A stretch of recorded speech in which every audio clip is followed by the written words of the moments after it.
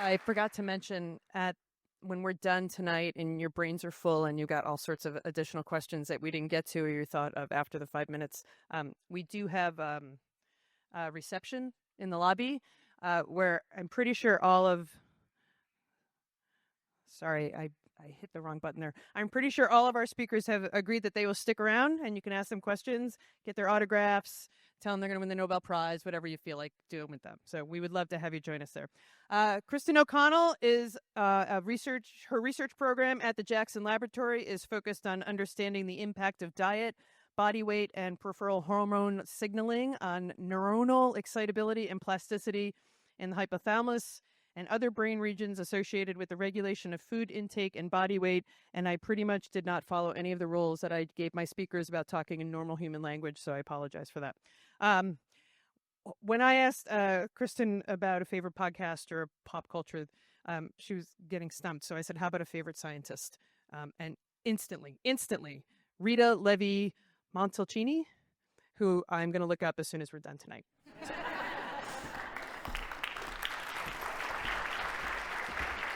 Thank you very much. I am going to thank you all for being here. It's more important now than ever for us as scientists to communicate with you and be accessible to you. It is you for whom we work. So with that, I'm going to talk a little bit about nothing that Kate just said. I'm going to talk about cognitive aging and Alzheimer's disease, and I'm going to hope to leave you with a little bit of hope by the time I get to the end. We are all aging. The population is aging. The proportion of the population that is now diagnosed with dementia is increasing. Dementia is, of course, just a cluster of behaviors that are associated with neurodegeneration in the brain.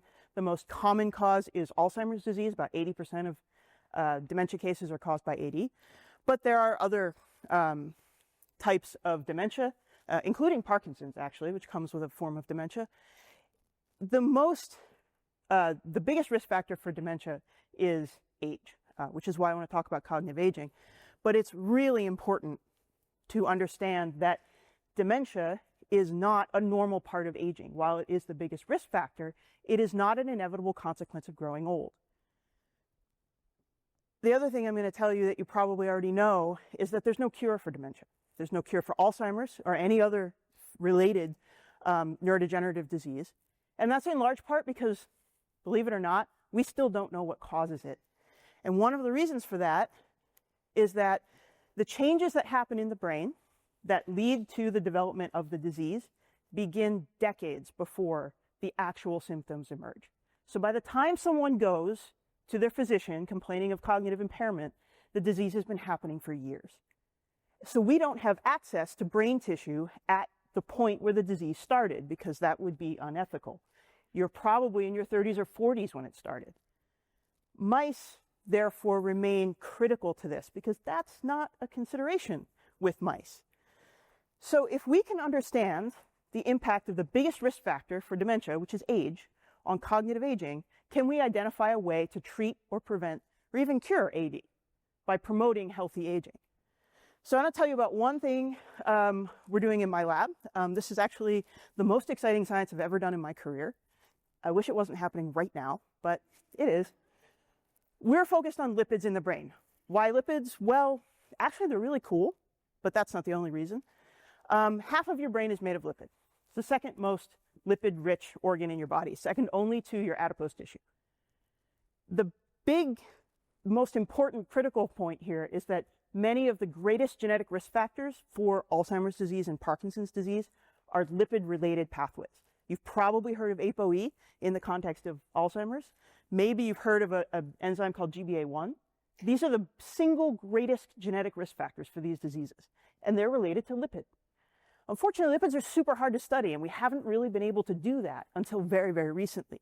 So my lab is using an advanced form of mass spectrometry. I promise that will be the last super technical word I use. That's a lie.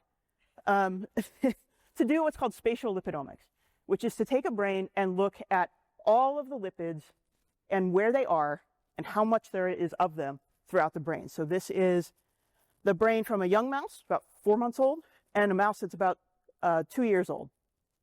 And the colors represent every lipid in this brain. There's about 4,000 of them. And you can see there's a shift. with age, there's a change in the composition, distribution, and abundance of the lipids in the brain. We can use this technique not only to study lipids, but also to study proteins. And so we can look at all the proteins expressed throughout the entire brain in a technique that we have very creatively called spatial proteomics. So this is all the proteins expressed in actually these exact same brain. So it's nice we can do this in the same samples. There's about 10,000 proteins captured in this image. And it's actually kind of cool. The difference in protein is actually much more striking with age than the difference with lipid.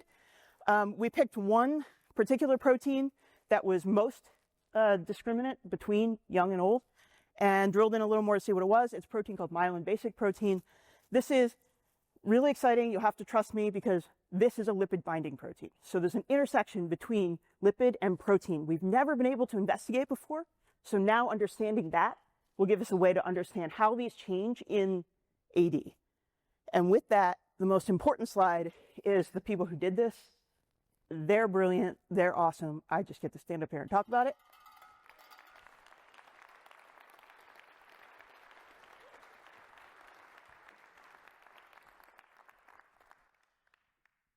Once again, questions? Come on up. If you could do the microphone, that would be great, please. How important is the NIH to your work? We cannot do this without the NIH. It will stop without the NIH. Any other questions? Because I'm going to take over. See, smart. Don't let me do that. So do those mice have symptoms of dementia, et cetera? Is that why you're measuring them? The mice that I showed are actually what we just consider to be normal aging. We are now doing this in models of Alzheimer's disease. They carry familial mutations associated with early onset disease from humans.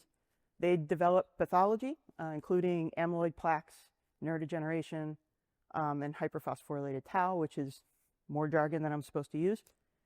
But they do exhibit symptoms of dementia. They have cognitive impairment. They start to develop other symptoms, including sleep dysregulation, other behavioral problems. So you said this is the most exciting work you've ever done. Why?